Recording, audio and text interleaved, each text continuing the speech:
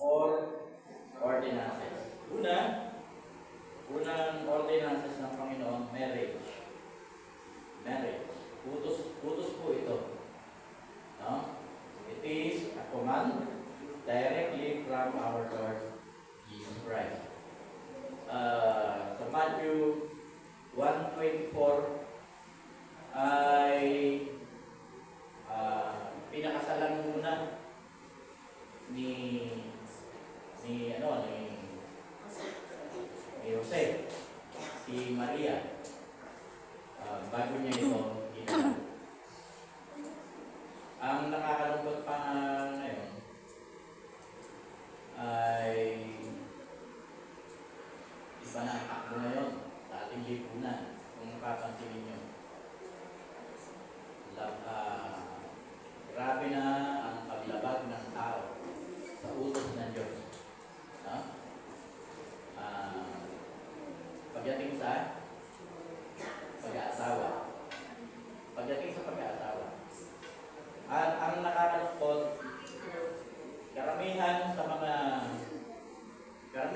nag-aasawa ngayon, akala lang pag-aasawa, pag napusuan, akala lang, pag napusuan mo, tumibok-tibok yung puso mo, tumalon-talon, sa tinakita mo siya. Akala lang, pwede nang magsama agad. Pwede na kagad magsama. Pwede na kagad gumawa ng bahay, doon na sila tumira. At mag-asawa na ang tawag nila sa kanilang mga sarili.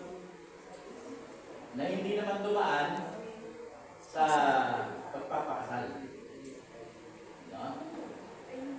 Pagka sinabi natin marriage, kailangan mo magpakasal. Hindi pwedeng magsama ang lalaki at ang babae sa isang kwarto, sa isang bahay, nagluluto na doon, yun ang kumakain, yun ang umuwi, yun ang natutulog, magkasama na sa kwarto, at ang masakit, nagsesex ka. No? Yun po ay kasalanan sa Diyos na hindi alam ng marami, na hindi nagbabasa ng Bible. Amen. Hindi nila alam, sila ay biktima na ng tinatawag na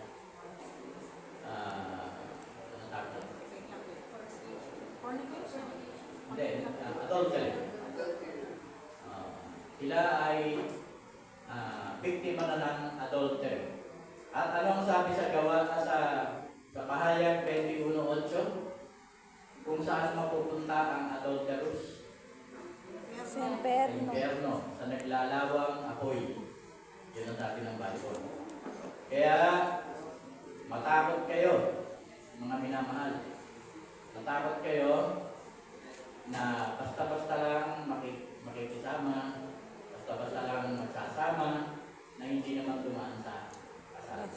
Mga babae, mga dalaga, maging mahigpit kayo dyan. Huwag kayong makikisama sa bahay ng minamahal nyo na hindi kayo muna inakasal. At isang utos pa ng Bible, huwag makikipag-sex sa hindi mo hindi ka nakasal doon sa tao na yun. No? Pag hindi ka nakasal sa tao na yun, hindi mo siya asawa. Anong tawag mo sa kanya? Jowa. Kapit. At yun ay matindi ang parusa ng Diyos. Pag namatay ka, na nagsasama pa rin kayo, inabot ng kamatayan ang inyong pagsasama, tapos may mga nagpapaalala na ayaw pa rin makinig. Ano sabi ng Pahayag 21:8? Saan pupunta? Pag namatay? Naglalawang apoy na hindi namamatay kailanman. Doon ang punta. Hindi ko biro. Yan ang unang utos. Utos talaga ng Panginoon yan. Ipinipili niya yan. No? Na kailangan ang sino man na lalaki, babae, magkasintahan, bago magsama sa isang bahay, kailangan sila ay magpakasal. Nandito ho ako. Nilagay ako rito ng Panginoon para gawin ang tungkulin na yan. So, kung gusto nyo talaga magsama na, punta lang kayo sa akin, kausapin niya ako, Pastor, gusto namin magpakasal. Amen. Amen. Ay, Mura lang naman ako maningil.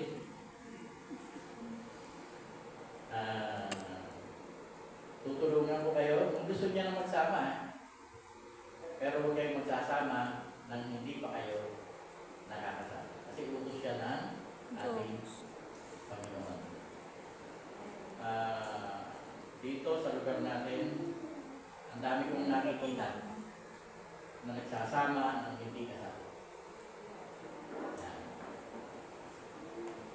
Unang ordinansya. Yan ang unang utos.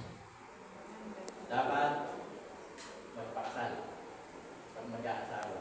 Kasi pag hindi ka nagpakasal, pagka nag-asawa ka,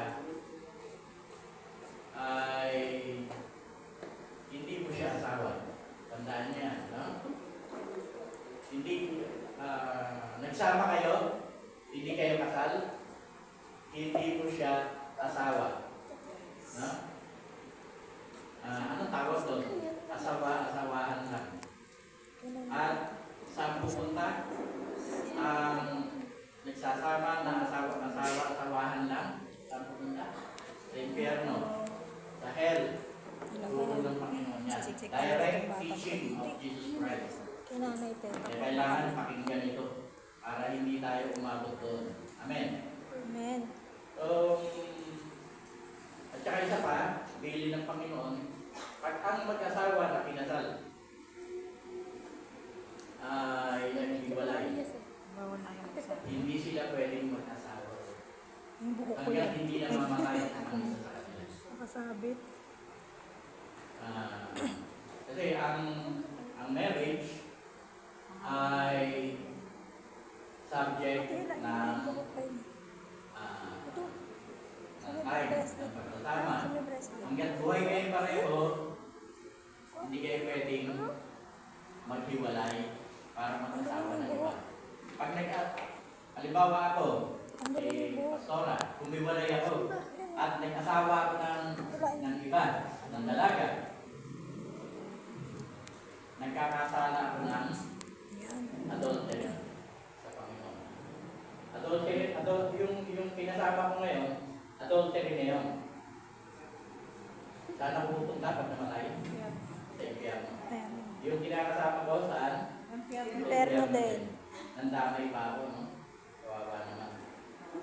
So, ganun din si Pastora. Dahil nagkiwalay kami, nag-asawa siya. Adultery din yun. Kaya na mag-iingat tayo. Alam niyo ang buhay ng asawa, sa umpisa lang masarap yan. Pagka love pa ninyo ang isa't isa. Fresh pa, fresh. Nagugulang kayo ng pag-ibig. Pero pag yung pag-ibig ngayon nawala, unti-unti nawala, kasi wala nang makain. Susuntukan na. Oo. Suntukan na to. Wala nang makain. Lagi na lang nag-aaway. So, ano mangyayari? Lalamig ang pag-ibig. Pag lumabig ang pag-ibig, ano na? Wala na. Hiwalay na. Diba? So, mag-iingat kayo dyan. Kailangan sa pag-aasawa, kung may mga problema kayo mag-asawa, pag-usapan nyo. Maganda nag-uusap ng mag-asawa. No? At marunong tumanggap ang isa't isa, nagpapakumbaba, para lang maging maayos ang relasyon. So pagka gano'n ang pagsasama nyo, habang buhay kayo, Amen. hanggang mamatay kayo magkasama.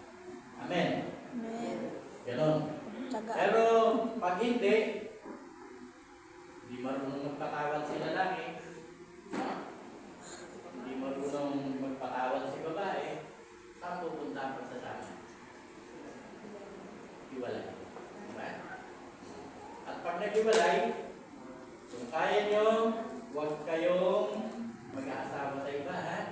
Kasi adultery yun, kung tayo sa impyerno. Hiwalay lang kayo, hindi na kayo nakikita ni Mrs. Pero, mananatili kang single.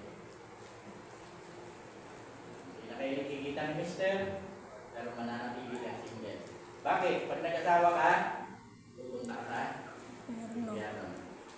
Dahil sa karelasyon mo. Adultery. Amen. Amen. Pangalawang ordinance, the Lord's Supper. Yung pagkain natin ng tinapay tuwing unang first Sunday of the month, di ba? Kumakain tayo ng tinapay, umiinom tayo sa saro. Inikutos siya ng Panginoon. Kaya kailangan ginagawa natin yan. Bilang pag-alaala sa Kanya. Sa tuwing ginagawa natin yan, sino inaalala natin? Ang Panginoon. Yung ginawa niya sa krus at yung kanyang mga paalam. So, John 14, sabi, John 14, verse 2 hanggang 3. Sa bahay ng aking ama, pangako yan ng Panginoon, no? Pero kinakailan, nire-remember natin yan. Hindi natin yan inalilimutan. Ay maraming silid. Maraming pa ng kwarto doon. Sa pupuntahan natin pag namatay tayo. No? When we die, we go there. Pupunta tayo dyan at dyan na tayo titira magpakailanman. Amen? Amen. Wala nang alisan sa langit, sa bahay ng Ama ng Panginoon sa Kristo na Ama din natin. Ang sabi dito ni Jesus Christ, kung hindi ito totoo,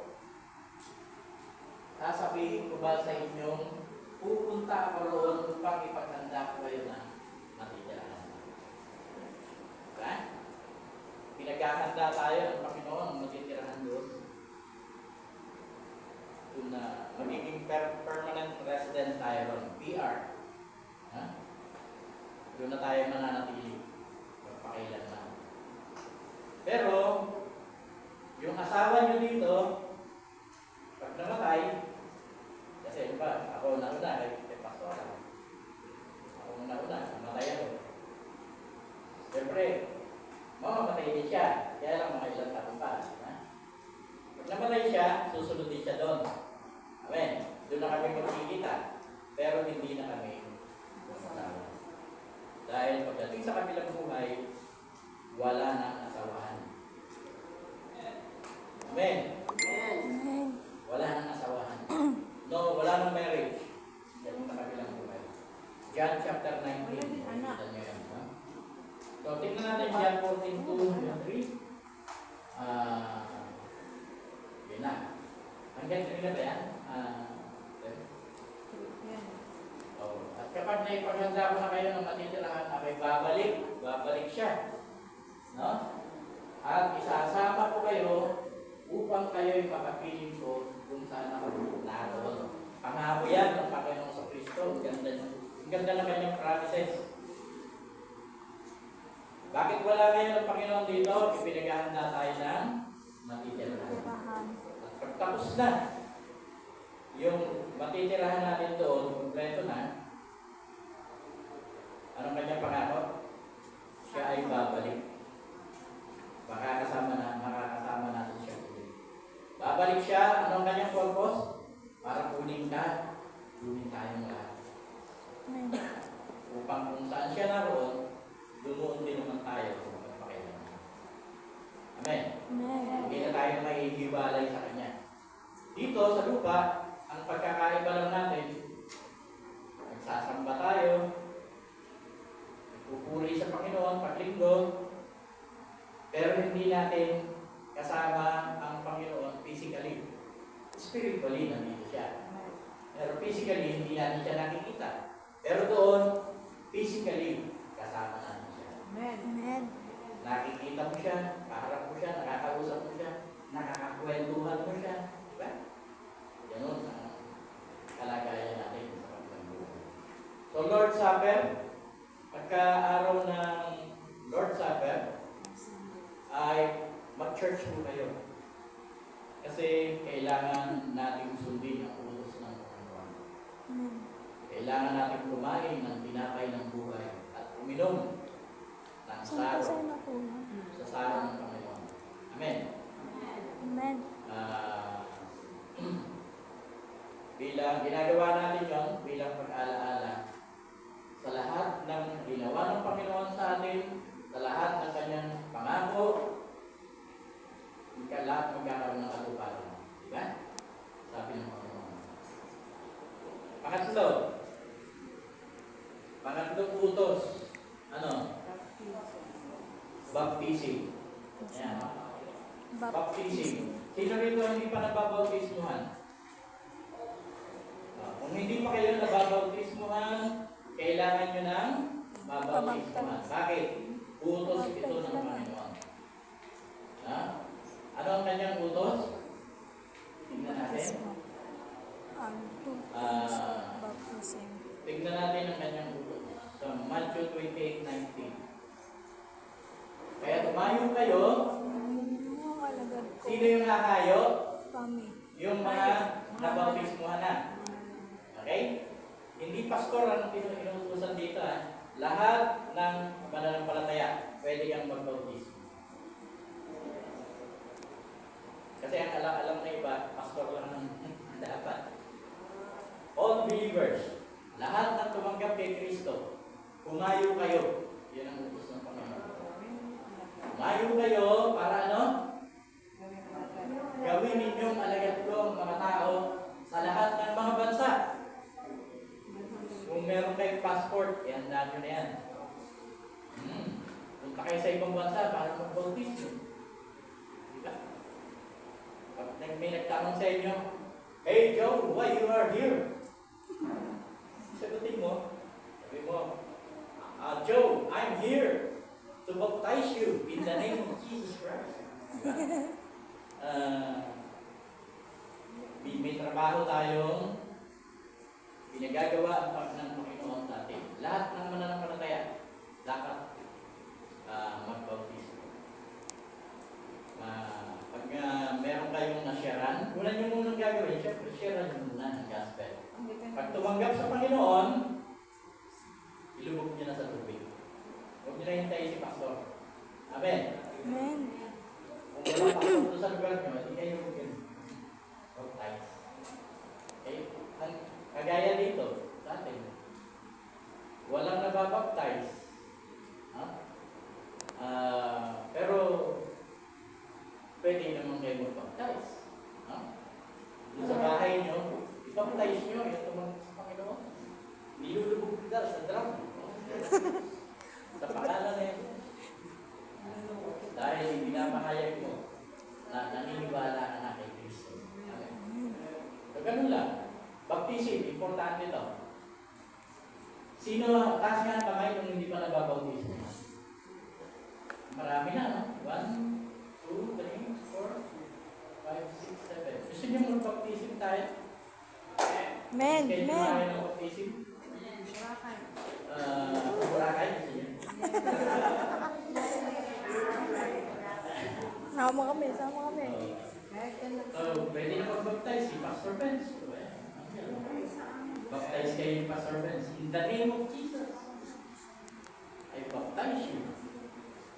In the name of the Swimming Father, pool. and the Son, and the Holy Spirit. Kaya, sige, pag-uusapan natin. Mag-schedule tayo ng baptism. Pakikuha po ng pangalan, mamaya, lahat ng mga hindi pa baptize. Huwag niyo isipin na pagka pinaptize kayo, nagpapalit kayo ng reliyon. Hindi ho importante sa atin ang reliyon. Hindi mahalaga yan. Kaya dahil hindi naman tinutuloy ang Panginoong Jesus. Amen? Amen. Kailangan natin relasyon kay Kristo. Yun ang palaguin natin.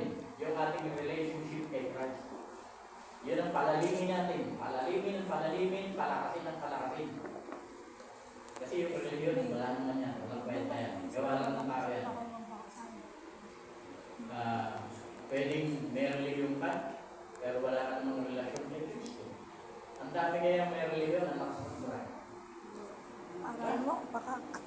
Ang daming meron din dyan. Mandaraya, manloloko. Diba?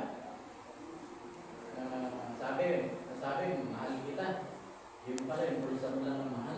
Diba? Yung mga gano'n, ha? Maraming meron din yun.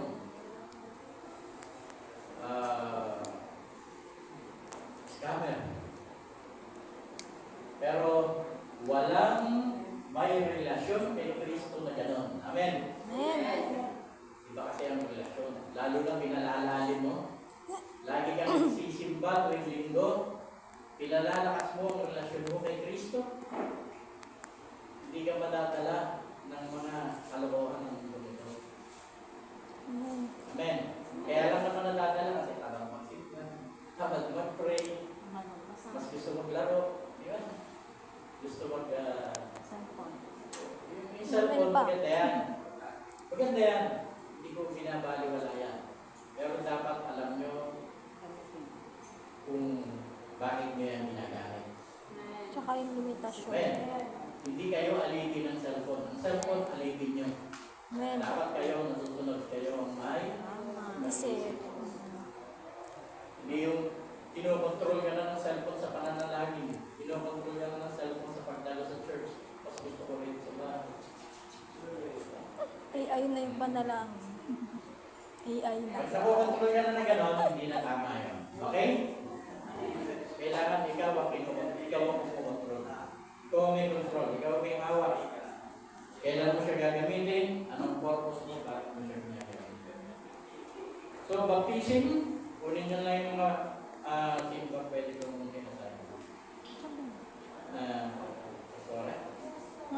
Yung mga pangalan. Ibigay nyo lang kay Pastora yung inyong mga pangalan. Pagkatapos, next Sunday, i-announce ko kung kailan tayo magpapabaptism. Amen.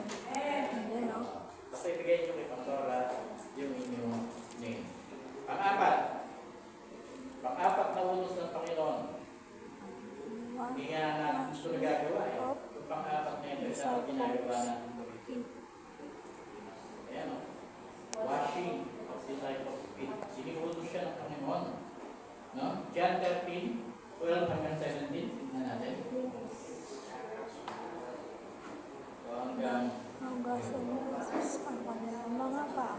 nang mahugasan na ni Jesus ang kanilang mga paa, muli niya isinuot ang kanyang balabal at nagbalik sa kinauupuan niya. Sinabi niya sa kanila, nauunawaan ba ninyo kung ano ang ginawa ko sa inyo? Blurred talaga yung mata. Tinatawag ninyo ang guro at Panginoon at tama kayo sapagkat ganoon nga ako. Kung ako ng Panginoon at guro ninyo ay naghugas ng inyong mga paa, dapat din ninyong hugasan ang mga paa ng isa't isa. No? Binigyan ko kayo ng halimbawa upang inyong so, gagawin natin dito. Kabayo. Magkakaroon tayo ng washing of feet. Pwede naman din sa ano yung Ako pagsabay-sabay. Sabay Sabay na. ko yung paa ng mga leader. Mga leader na ilagay dito ng Panginoon. Magkakaroon tayo ng schedule niya. Tapos sa mga leader naman, ay Hugasan. pwede kayong magbukas din ng paa ng mga member. Bakit natin ito ginagawa? Utos. Utos ng Panginoon. Maliban dito, Pastora lalagyan wala na nang ako. ibang utos, ha? Baka mamaya, mga hayaan pa tayo ng apat lang. Alcohol. Ang sa Catholic kasi, siyam. Ito, may siyam. Pero, dito, sa atin, base sa Bible, apat lang. Ang utos ng Panginoon na yung pinagagawa natin. So,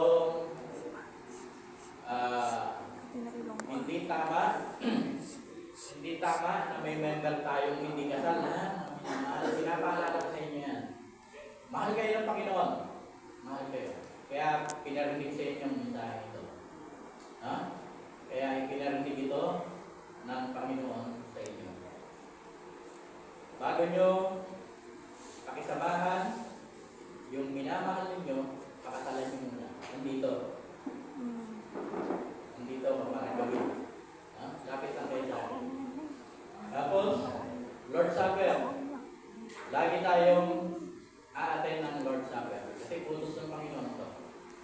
dapat lagi natin ginagawa.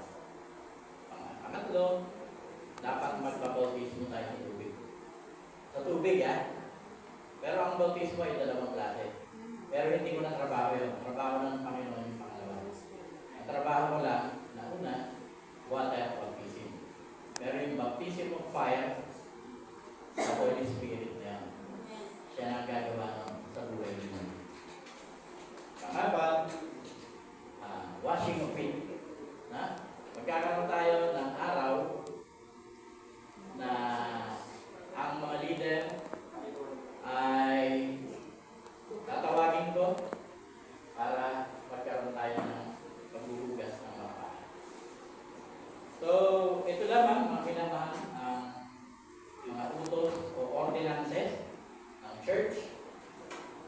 Huwag po natin kalilimutan. Napakahalaga po. So, mag-pray po tayo. Salamat tayo sa Panginoon.